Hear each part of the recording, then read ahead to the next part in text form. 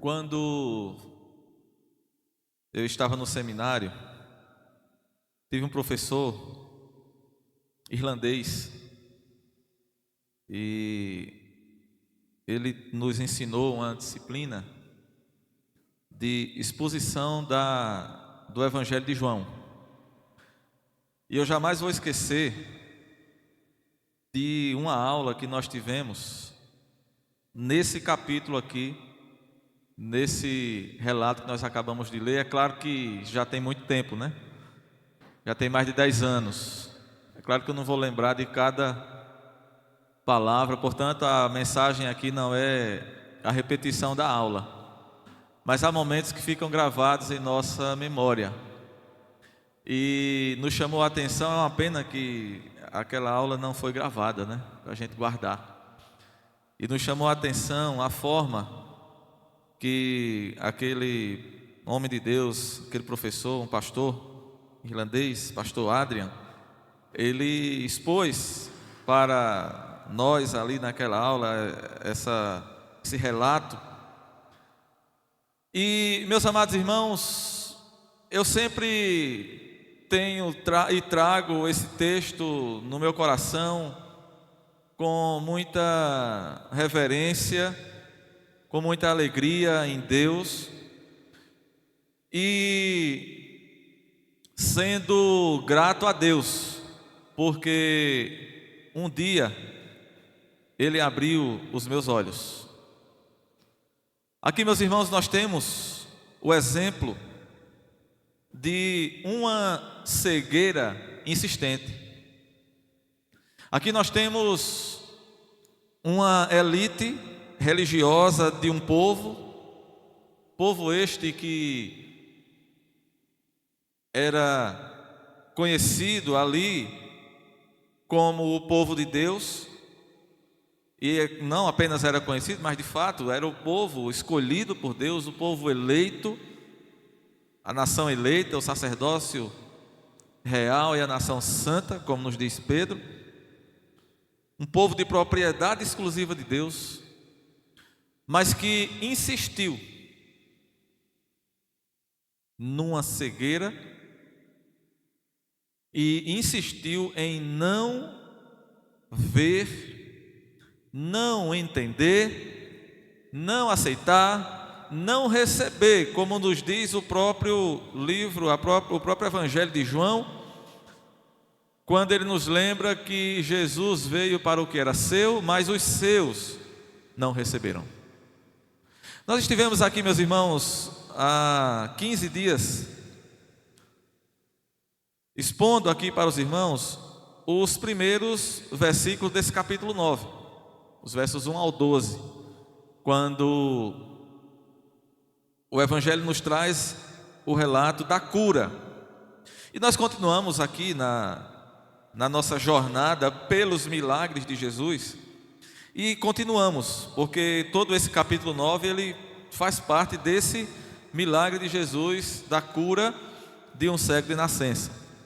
E nós já vimos o que Jesus fez. Jesus fez lodo, passou nos olhos daquele homem, mandou ele se lavar no tanque de Siloé.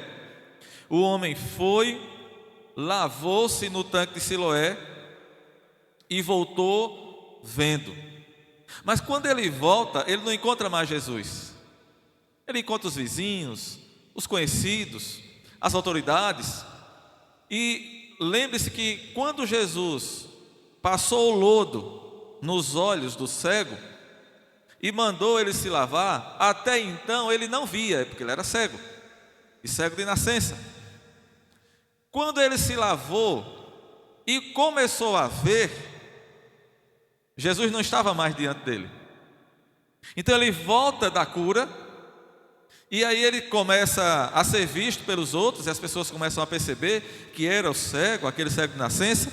Então os seus vizinhos, seus conhecidos, seus parentes, seus pais, todo mundo ali começa a ver aquele homem, mas ele até então, ele não sabe, ele não tem a imagem, ele não viu, até esse momento, E até esse interrogatório ali com os líderes, o texto diz que foram os fariseus que levaram aquele homem e o interrogaram. Até então ele não viu Jesus, ele não sabia quem era Jesus, mas a essa altura os vizinhos daquele homem que foi curado o viram e o levaram ali, o conduziram aos fariseus. E então, diz aqui o verso 13: levaram, pois, aos fariseus o que dantes fora cego. E aí, meus amados, começa um interrogatório sem fim. Os fariseus começam a interrogar o homem começa a responder, os fariseus não se satisfazem, chamam os pais, depois não se satisfazem, chamam de novo o homem, continuam a interrogá-lo. Aquele homem, ele que antes era cego, agora enxerga, e observe que ele, mesmo não tendo visto Jesus ainda depois de curado, mas ele sabe que há alguma coisa diferente naquele que o curou. Ao mesmo tempo em que os fariseus, os líderes religiosos de Israel, querem desautorizar, querem descredibilizar o milagre e a pessoa, não simplesmente o milagre, mas especialmente a pessoa de Jesus. Custasse o que custasse, eles precisavam desfazer a credibilidade de Jesus. E é o que eles procuram fazer aqui, nesse relato que nós acabamos de ler. Isso aqui, meus amados, nos traz uma reflexão muito pertinente para os dias que nós estamos vivendo. Nós estamos vivendo na época em que o saber tem se multiplicado. Nos diz a Escritura que nos últimos dias a ciência se multiplicaria. E não resta dúvida que nós estamos vivendo esses últimos dias, porque o saber tem se multiplicado nesses últimos dias. E em todo lugar, em toda esquina, e onde quer que a gente chegue, nós vamos encontrar mestres e doutores. Nós vamos encontrar sábios e entendidos. Nós vamos encontrar pessoas que colocam em xeque, colocam sob dúvida e sob suspeita a Escritura Sagrada, a Palavra de Deus, que colocam sob dúvida a pessoa de Cristo, que colocam sob dúvida a existência de Cristo, por mais que até mesmo a própria ciência, que não está envolvida com a religião, já admite que de fato houve um homem no passado chamado Jesus e que foi alguém muito especial, que foi um grande profeta, que foi um grande homem, mas ainda assim não reconhecem a divindade de Cristo, não reconhecem em Jesus o Salvador do mundo, o Salvador que foi enviado por Deus para salvar o seu povo dos seus pecados, como disse o anjo a José, que ele viria para salvar o seu povo dos seus pecados. E muitos continuam debatendo e combatendo a palavra de Deus, a Escritura Sagrada, e nós estamos vivendo no tempo em que as pessoas mais desacreditam da palavra de Deus. Inclusive, até mesmo muitos daqueles que se dizem cristãos.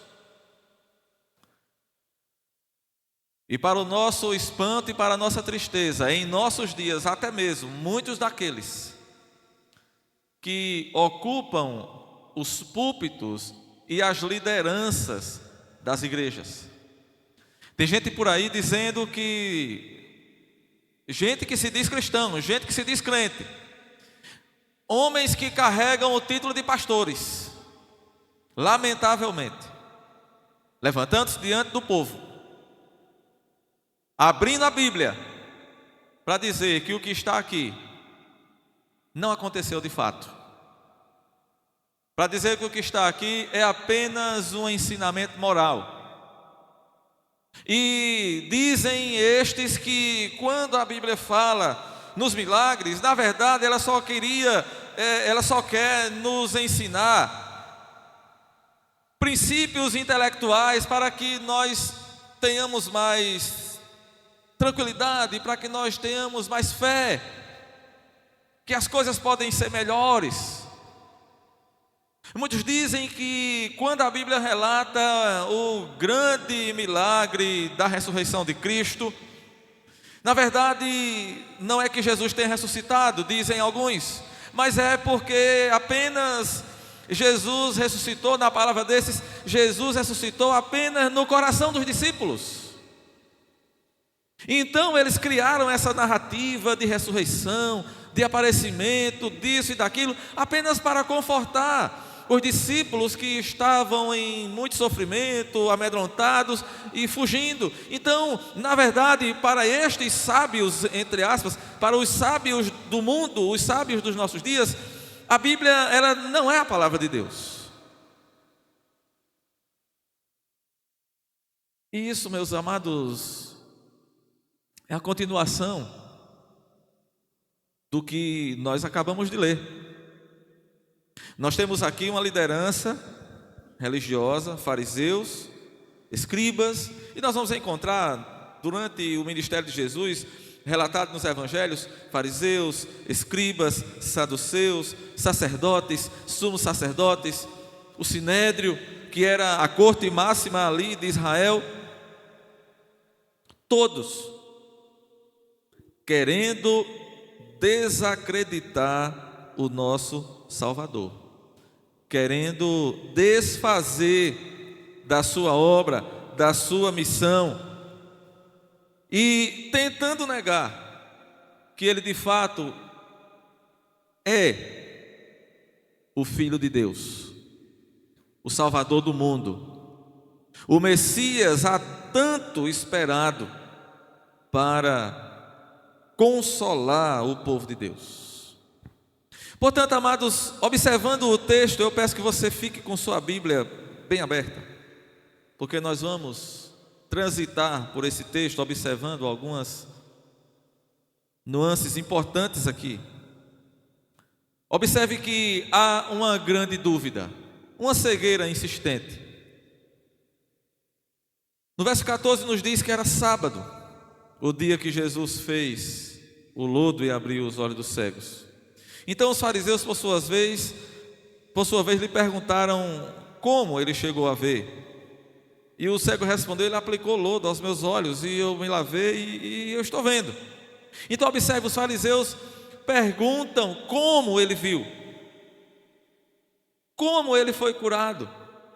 E o homem dá a mesma resposta: aplicou lodo aos meus olhos, lavei-me e estou vendo. Mas o grande problema, meus amados, aqui nesse episódio, e eu quero chamar a sua atenção para isso, atente bem. O grande problema é que essa cura, assim como aconteceu com o paralítico de Betesda, essa cura desse cego, ela se deu num sábado. Aconteceu num dia de sábado. Ô pastor, mas o que é que isso tem a ver? Isso aqui é a chave do problema. Porque na hermenêutica distorcida dos fariseus, na interpretação completamente distorcida e errada, não vou nem usar o termo equivocado, é errada mesmo, a interpretação é errada dos fariseus, Jesus estava quebrando a lei. Por isso, se Jesus estava quebrando a lei, ele não podia ser um homem de Deus, porque a interpretação legalista dos fariseus do tempo de Jesus a respeito da guarda do sábado é que o sábado era muito mais importante do que a obra de Jesus, a obra do Messias para salvar as pessoas. Era muito mais importante do que o poder de Deus curando um homem que foi cego desde o seu nascimento. Observe, amados irmãos, que eles estão colocando uma teologia distorcida. Eles estão colocando uma interpretação completamente truncada, travada, equivocada, errada. E aqui nós estamos tratando daquilo que nós falamos hoje de manhã. O tema é o mesmo, até parece coincidência, né? Que nós temos tratado desse tema hoje pela manhã. Hoje pela manhã nós tratamos do cuidado com o legalismo, o perigo do legalismo. E aqui nós estamos vendo na prática o que é o legalismo. É quando nós colocamos normas, e como Jesus mesmo disse, mandamento de homens. Quando nós colocamos normas humanas, mandamentos humanos, mandamentos de homens, acima da obra de Deus, porque se por um lado Jesus estava aqui realizando a obra de Deus, por outro lado os fariseus aqui e toda aquela liderança religiosa de Israel estão querendo fechar a porta. É como aquilo que nós falamos hoje pela manhã, muitas vezes em nome da religiosidade e de mandamentos de homens, muitos têm se colocado na porta, como Jesus censurou os fariseus, dizendo: vocês não entram e não deixam os que estão fora entrar, porque vocês ficam na porta, impedindo a passagem daqueles que estão do lado de fora. Portanto, meus amados, nós devemos ter cuidado para não permitir que a nossa teologia nos impeça de reconhecer a verdadeira obra de Deus. Enquanto Jesus estava curando, expulsando demônios, pregando, porque nós devemos nos lembrar que o ministério de Jesus não se baseava apenas em cura. Jesus era, acima de tudo, um pregador. Jesus era, acima de tudo, um pregador do Evangelho. E enquanto ele pregava, enquanto ele curava e realizava a verdadeira obra de Deus, aqueles que deveriam servir como liderança, como apoio, como participantes, como colaboradores da obra de Deus, estavam perseguindo, estavam impedindo, estavam trabalhando para atrapalhar, para impedir a obra de Deus. Agora, quando a gente olha para o texto, observe no verso 16, diz assim: por isso alguns dos fariseus diziam: esse homem não é de Deus, porque não guarda o sábado. E outros diziam: como pode um homem pecador fazer tamanhos sinais se ele não for de Deus? Como é que ele não é de Deus e ele faz tantos sinais? Então houve ali uma confusão, uma dissensão entre eles. Mas observe, a afirmação dos fariseus é: ele não é de Deus porque não guarda o sábado. Eles se apegaram a esse ponto aqui. E os estudiosos vão dizer, meus amados, que havia alguns pontos de vista com relação à guarda do sábado, ou com relação à guarda da lei como um todo. Mas nesse pormenor específico da guarda do sábado, alguns diziam o seguinte: um homem que quebra a lei do sábado não pode ser de Deus.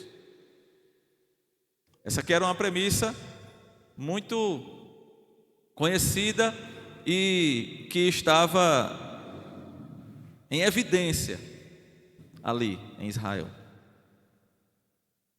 Um homem que quebra a lei do sábado não pode ser de Deus. Então eles olharam para Jesus e perceberam, enxergaram, interpretaram: ele está quebrando o sábado. Se ele está quebrando o sábado, então ele não é de Deus, não importa o que ele faça. E aqui não é a questão de que os meios devam ou devem justificar os fins, mas é uma questão de nós enxergarmos o que de fato é a obra de Deus. Então, quando eles olham, eles têm essa compreensão que se alguém não guarda o sábado, não pode ser de Deus, e Jesus, no seu entendimento, no entendimento deles, não guardava o sábado, ele não era de Deus. Então Jesus havia quebrado a lei, no seu entendimento. Mas havia também um outro ponto de vista, uma outra premissa importante, e é isso aqui que vai gerar um conflito tremendo. A outra premissa dizia o seguinte: qualquer pessoa que cura um cego, e especialmente se é um cego de nascença, é de Deus. Se por um lado eles diziam, quem não guarda o sábado não pode ser de Deus, os mesmos diziam, quem cura um cego é de Deus. E aí a gente vai entender, no verso 16, quando uns diziam, ele não é de Deus, porque não guarda o sábado. Aí outros diziam, mas como é que pode um pecador não ser de Deus? Ou seja, melhor dizendo, como é que pode um pecador fazer o que ele faz? Como é que pode alguém que não é de Deus e faz o que ele faz? Porque só pode fazer o que esse homem fez se for de Deus. Então observe que eles tinham um grande dilema. A conclusão óbvia é que Jesus não havia transgredido a lei. Jesus não estava quebrando o sábado. E é claro, o nosso tema aqui não é sobre sábado, estamos meditando aqui no milagre, mas hoje de forma específica na reação das pessoas frente ao milagre de Jesus. Mas a conclusão aqui era óbvia, meus amados. Jesus não havia transgredido a lei do sábado. O que Jesus havia transgredido foi a interpretação errada dos escribas e fariseus sobre o sábado.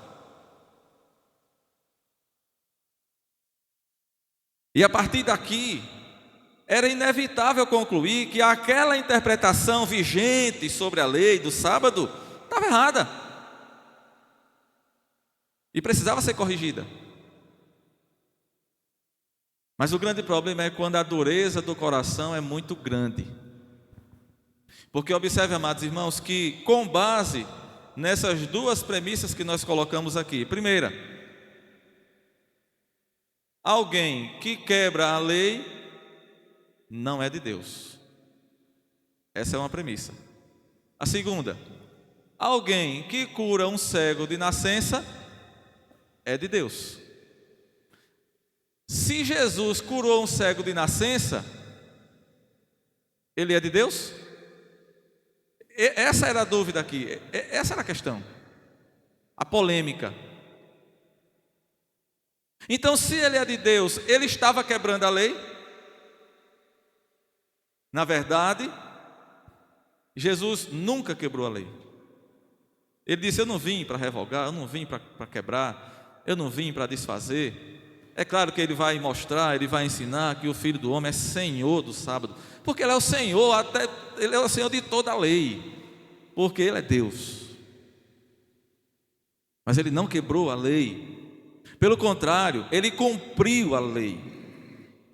Agora observe no verso 17, nós temos uma outra pergunta aqui. Perguntaram de novo ao cego, que dizes tu a respeito dele, visto que te abriu os olhos? É interessante a resposta. O cego, o que antes foi cego, né? Ele diz, o que eu digo é que ele é profeta. E quando o cego responde isso, irmãos, talvez a gente não consiga alcançar a compreensão adequada disso aqui. Quando o cego responde, eu digo que ele é profeta, ele está dizendo, ele é de Deus, ele é vindo de Deus. Esse homem é de Deus. E era tudo o que os fariseus não queriam ouvir. Por isso diz o verso 18, que eles não acreditaram que aquele homem tivesse sido cego e agora estaria curado, agora estava curado. Observe o 18, não acreditaram os judeus que ele fora cego e agora via, enquanto não lhe chamaram os pais. E aí eles passam a interrogar os pais. Esse é o vosso filho, de quem dizeis que nasceu cego, como é que ele vê agora? Os pais respondem que ele é nosso filho, isso aí a gente sabe. Agora, a gente sabe também que ele nasceu cego. A gente só não sabe como é que ele agora vê. Nem sabemos quem foi que abriu seus olhos. Vocês perguntem a ele, e ele pode responder por si só. Temos algumas coisas, irmãos, para observar aqui. Observe que aqueles fariseus, eles estavam prisioneiros de sua interpretação equivocada, de sua interpretação, de sua hermenêutica falha. Eles estavam prisioneiros dos seus pressupostos, daquilo que eles defendiam com unhas e dentes, mas não passava de legalismo, porque não visava em nenhum momento o bem e nem a salvação dos pecadores, não visava a salvação dos perdidos. Aquilo que nós aprendemos hoje pela manhã, o legalismo é quando nós cumprimos a lei visando mérito próprio. Eles faziam isso para bater no peito e dizer: eu sou merecedor, eu guardo a lei, eu guardo os mandamentos, eu não sou como estes pecadores.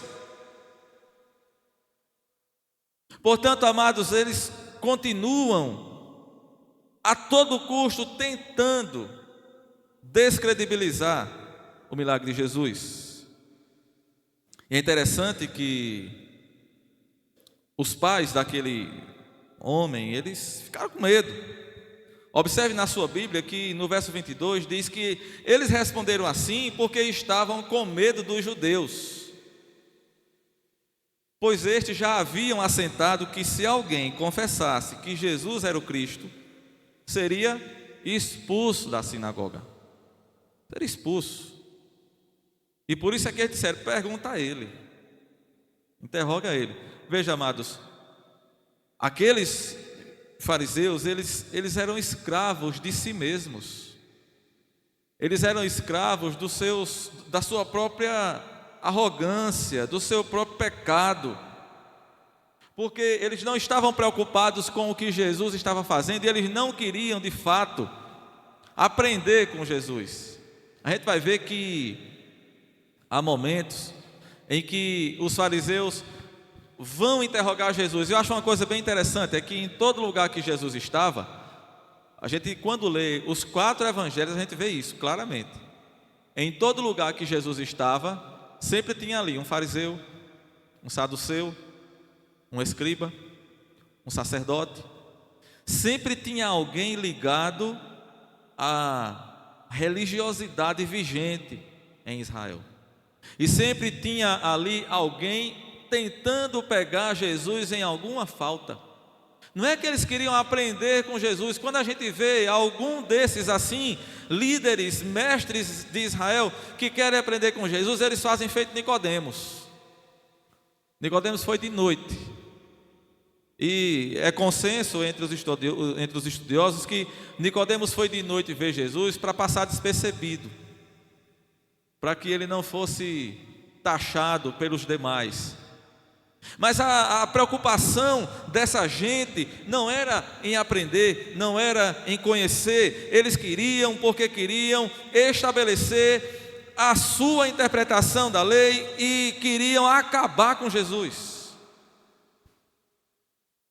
Por isso eles determinaram: quem ficar do lado de Jesus vai ser expulso da sinagoga. E observe o que diz o mesmo Evangelho de João, capítulo 16, no verso 1. Naqueles dias, irmãos, ser expulso da sinagoga era uma coisa temida por todos. Observe, João 16, verso 1: tenho-vos dito estas coisas, para que não vos escandalizeis. Eles vos expulsarão das sinagogas. Mas vem a hora em que todo o que vos matar julgará com isso tributar culto a Deus. Isto farão porque não conhecem o Pai e nem a mim. Veja, irmãos, que coisa tão séria. Jesus já previne aqui seus discípulos, dizendo: olha, vai chegar o dia, vai chegar uma hora em que vocês serão expulsos da sinagoga. Não se escandalizem com isso. Por quê? Jesus disse: não se escandalize com isso. Porque quem era que iria expulsá-los da sinagoga? Eram os grandes de Israel, eram os líderes ali da religião. E Jesus disse mais: esses que vão expulsar vocês da sinagoga farão isso julgando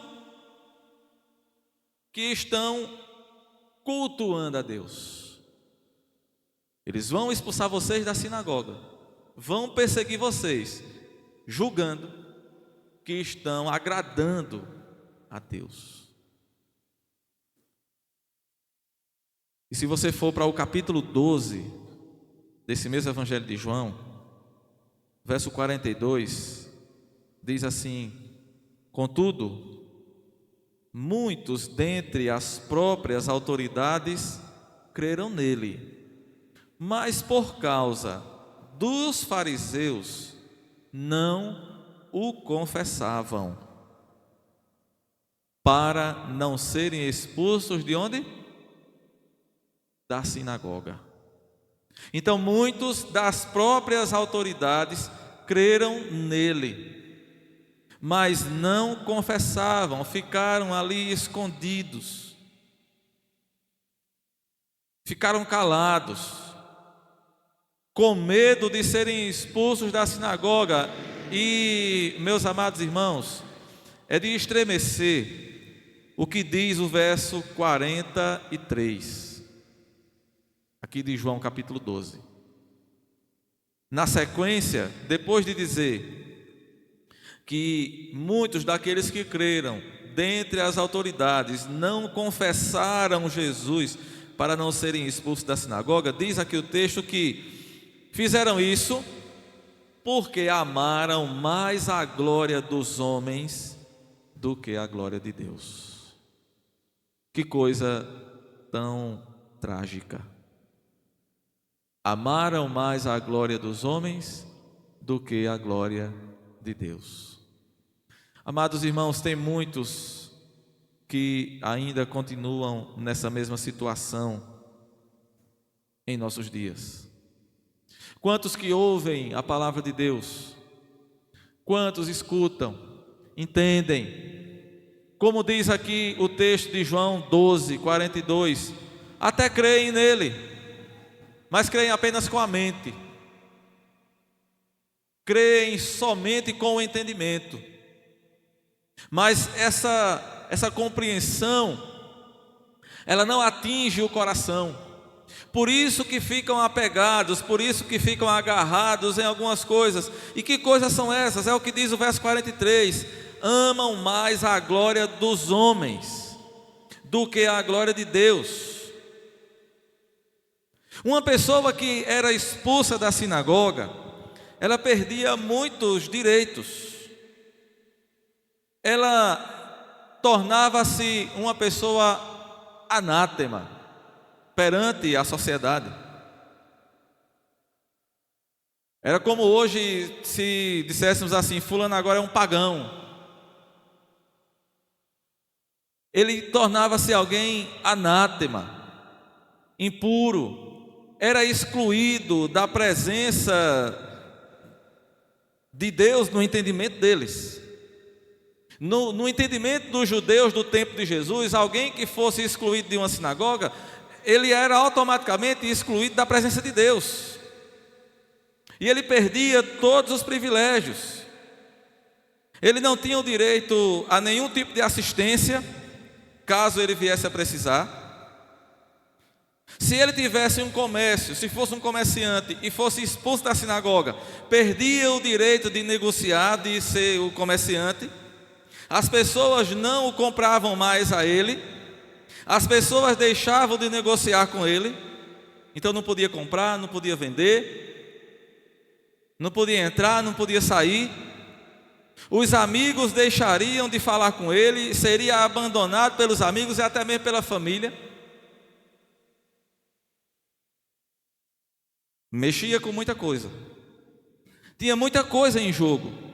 Por isso, eles tinham medo de serem expulsos da sinagoga. Mas observe, meus amados, que não há razão alguma para nós negarmos o Senhor Jesus Cristo.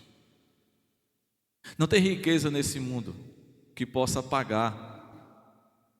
Não tem fama, não tem glória. Muitos estão buscando a fama, a riqueza, a glória dos homens, o reconhecimento, e estão deixando de lado. De vez em quando a gente ouve falar: ó, fulano não se converte por causa disso, fulano não se converte por causa daquilo, fulano não se converte para não perder os amigos, fulano não se converte para não deixar aquele vício que ele tem na bebida, ou no fumo, ou nas drogas. Ele não se converte por causa daquela prática que ele tem, que ele tanto gosta, que ele tanto ama. Ele não se converte por isso ou por aquilo. Na verdade, meus amados, é porque amam mais a glória dos homens. E nós muitas vezes estamos tratando essas pessoas como coitadinhos, como vítimas, e até como quem diz assim: mas quem sabe Deus dá um jeitinho. Ele é uma pessoa tão boa, é tão gente boa, e já é quase um crente. A fulana é uma pessoa tão boa. E vamos falar baixinho aqui: ele é melhor do que muito crente que eu conheço. Você conhece gente assim? Mas não confessa o nome de Jesus, com medo de ser expulso da sinagoga. Ou seja, porque ama mais a glória dos homens do que a glória de Deus. E Jesus já ensinou: aquele que ama mais esse mundo, aquele que ama mais as riquezas, aquele que prefere pai, mãe, filho, mulher, marido, ou qualquer outra coisa, qualquer outro bem, qualquer outra coisa, aquele que coloca qualquer outra coisa diante de mim, Jesus ensina, não é digno de mim. Aquele que não me confessar diante dos homens, eu também não o confessarei diante de meu Pai. Aquele que me nega diante dos homens, eu também o negarei diante de meu Pai, disse o Senhor Jesus. Mas observe, meus amados irmãos, que ao mesmo tempo Jesus também nos traz palavras gloriosas. Quando ele diz: todo aquele que me confessar diante dos homens, o que é que ele diz? Eu o confessarei diante de meu Pai. Glória ao nosso Deus. Preciso confessar o Senhor Jesus. É preciso não temer o mundo, não temer a sociedade, não temer nem mesmo as autoridades. Irmãos, nós estamos entrando em dias difíceis. Estamos vivendo dias difíceis e eu não estou aqui para espantar ninguém. Mas não tenho dúvida de que a cada dia que passa, as coisas vão ficando piores. A cada momento nós somos atacados, a nossa voz tentando ser abafada, calada, de uma forma sorrateira, de uma forma tão disfarçada de bem. Qual é a ideia hoje? E mais uma vez aqui eu cito algo que está muito em evidência nos nossos dias.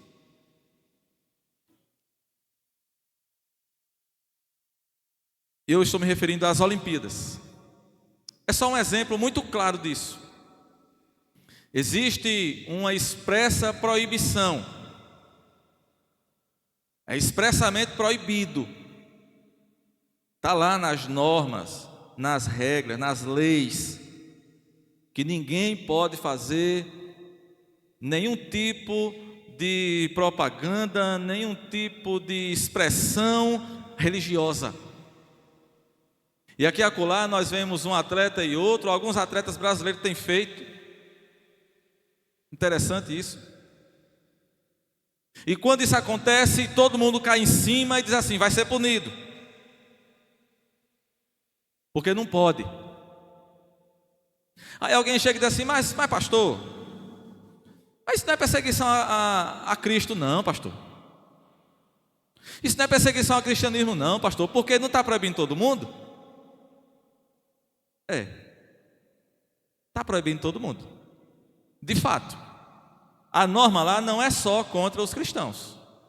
É contra cristão, contra muçulmano, contra budista, contra qualquer tipo de religião. Mas é aí que a gente se engana. Deixa o budista falar? Deixa o muçulmano falar? Agora, nos deixe falar também? E aí, meus irmãos, nós precisamos entender isso. De uma cartada só, cala todo mundo. E nesse conjunto, o nome de Cristo é abafado. Ou seja, o mundo tenta. Mas sabe o que é que nos consola, meus irmãos? Abra sua Bíblia no Salmo de número 2. Livro dos Salmos.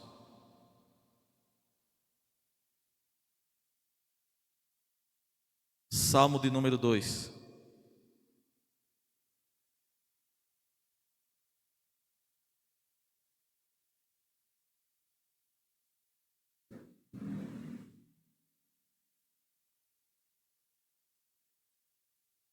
Leia esse salmo junto comigo. E leia pensando no contexto que nós vemos. Inclusive nesse contexto imediato que eu acabei de falar. E veja: por que se enfurecem os gentios e os povos imaginam coisas vãs? Os reis da terra e os príncipes conspiram contra quem? Contra o Senhor e contra o seu ungido, dizendo: rompamos os seus laços, sacudamos de nós as suas algemas. O que é que o mundo está dizendo? Queremos liberdade. Nós não queremos ter que responder a ninguém. O que é que as pessoas dizem aí fora? A religião aprisiona. As pessoas estão dizendo isso o tempo todo. A religião aprisiona. Ser religioso é uma prisão, é ser preso, é ter que cumprir ordem, é ter que cumprir regra, é ter que dar satisfação a alguém, é ter que obedecer a pastor, é ter que obedecer aos líderes, é ter que obedecer a Deus. Observe, eles estão dizendo: rompamos os seus laços e sacudamos de nós as nossas algemas. É a ideia de alguém que está quebrando tudo e saindo livre. Esse é o engano do mundo. Mas, irmãos, sabia que esse salmo, ele é maravilhoso. E é para a gente ler um texto como esse, um salmo como esse, e fazer feito Lutero. Lutero dizia o seguinte: Lutero dizia que quando ele estava naquele dia mais atribulado, ele dizia: eu vou cantar um hino para envergonhar o diabo. Vou cantar um salmo para envergonhar o diabo. Esse é um daqueles salmos que nós deveríamos ler e recitar e aprender e cantar, porque o livro dos salmos é um inário, é o inário dos judeus, lá do Antigo Testamento, para nos alegrar e envergonhar o diabo. Sabe por quê, meus irmãos? Olha o versículo 4. Ri-se aquele que habita nos céus, o Senhor zomba deles. Enquanto os homens estão tentando perseguir Cristo, porque quem persegue a igreja persegue a Cristo, não foi isso que Paulo ouviu? Saulo, Saulo, por que tu me persegue? Quem és tu, Senhor? Eu sou Jesus a quem tu persegue. Saulo estava perseguindo a quem? A igreja. Mas ao perseguir a igreja, ele estava perseguindo a Cristo. E aqui o texto diz: aqueles que estão perseguindo a Cristo, o Senhor lá dos céus zomba deles. E olha o que é que o texto diz no verso 5: na sua ira, a seu tempo, lhes há de falar, e no seu furor vai fazer o quê?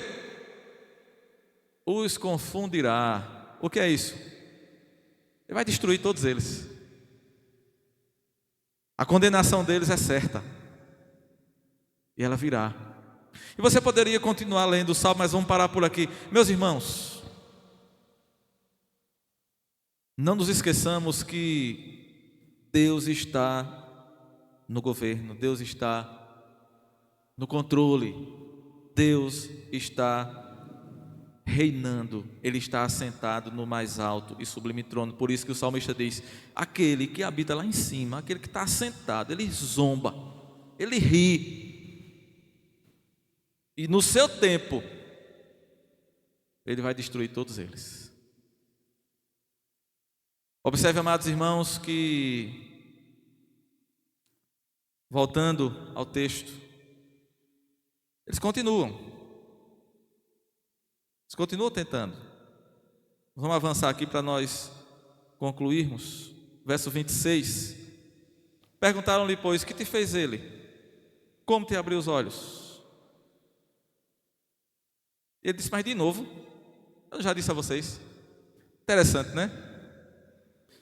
Perceba que quando você não quer aceitar um negócio, não tem quem faça, né? Quando você direcionou o coração e não quer aceitar de jeito nenhum, não tem quem faça. O homem já tinha respondido não sei quantas vezes, os vizinhos do homem já tinham dito, os pais do homem já tinham dito, e eles perguntaram de novo: como foi que ele abriu os teus olhos? Como é que foi? Mas de novo.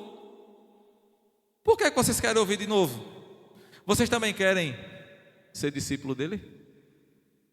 Ah, meus irmãos, aí nessa hora, a ira. O que foi que eles disseram? Discípulo dele és tu. E aí eu me lembro do meu professor, quando ele estava lendo lá na sala de aula, ele leu mais ou menos assim: discípulo dele és tu. Eu acho que foi mais ou menos assim que os fariseus disseram para aquele homem: é você que é discípulo dele, porque nós somos discípulos de Moisés, nós conhecemos Moisés, mas nós não conhecemos esse homem aí. E é interessante porque nessa hora, quem começa a zombar é o homem que foi curado, né? É engraçado, é de estranhar. Vocês são aí os homens da lei, os homens que dizem ser de Deus, conhece tudo, conhece Moisés, e não sabe quem é ele, não sabe de onde ele veio, não sabe de onde ele é. É de estranhar, porque se vocês não sabem quem ele é, mas ele abriu os meus olhos. É surpreendente isso. E é interessante, meus irmãos, porque eles, querendo humilhar o homem, jogaram na cara dele: nós somos discípulos de Moisés, nós somos isso, nós somos aquilo. E eles não se deram conta de que o próprio Moisés condenava a atitude deles. A própria lei, o próprio Moisés, porque quando eles falam em Moisés, Moisés já tinha morrido há muito tempo, né? Mas eles estavam se referindo à lei de Moisés. O próprio Moisés condenava a atitude deles, a própria lei condenava a atitude deles. Por isso, aquele homem diz: olha, veja o verso 31, verso 30. Nisso é de estranhar que vós não saibais de onde ele é, contudo ele me abriu os olhos. E nós sabemos, ainda é o homem que foi curado falando, e nós sabemos que Deus não atende a pecadores. Lembra da premissa que nós falamos no início? Qual é a primeira premissa? Quem quebra a lei não é de Deus. Qual é a segunda premissa? Aquele que faz um milagre desse é de Deus. O cego tem essas duas premissas em mente. Quando ele diz sabemos, verso 31, sabemos que Deus não atende pecadores. Mas pelo contrário, se alguém teme a Deus e pratica a sua vontade a esse, ele atende. E o que é que ele diz? Desde que há mundo, jamais se ouviu que alguém tenha aberto os olhos a um cego de nascença. E aqui o argumento do cego é inquestionável. Deus não atende pecadores. Quem não é de Deus não pode fazer o que esse homem fez. Como é que vocês estão dizendo que ele não é de Deus? Mas observe, meus irmãos, que longe de se renderem à verdade que estava ali tão clara diante deles, os fariseus preferiram escorraçar o homem, preferiram hostilizar o homem. Observe o que ele diz, verso 34: tu és nascido todo em pecado, e nos ensinam a nós. Isso aqui é a famosa carteirada, né? Sabe aquele negócio de dizer assim: você sabe com quem está falando? Quem você pensa que é? Sabe com quem está falando? Tu não sabe de nada, rapaz. Tu não é de nada. Quer ensinar a nós? O orgulho levou aqueles homens à perdição. Eles amaram mais a própria glória, amaram mais a glória dos homens do que a glória de Deus. Tinha um dilema muito grande ali diante deles. Estava ali diante deles um homem de vista perfeita, mas que tinha nascido cego. Jesus abriu os olhos daquele homem. Era inegável. Eles tentaram a todo custo provar que Jesus não tinha curado aquele homem, mas não teve jeito. Mas ainda assim, eles continuaram negando, continuaram perseguindo, continuaram rejeitando. Hoje tem sido diferente, meus amados? Não. Diante de todas as evidências, diante de tudo aquilo que nós sabemos e conhecemos, muitos continuam negando. Negam os milagres, negam o nascimento virginal de Cristo, negam a ressurreição de Cristo, negam a divindade de Cristo. Muitos até dizem: olha, ele existiu, ele foi um bom homem, ele foi um grande profeta.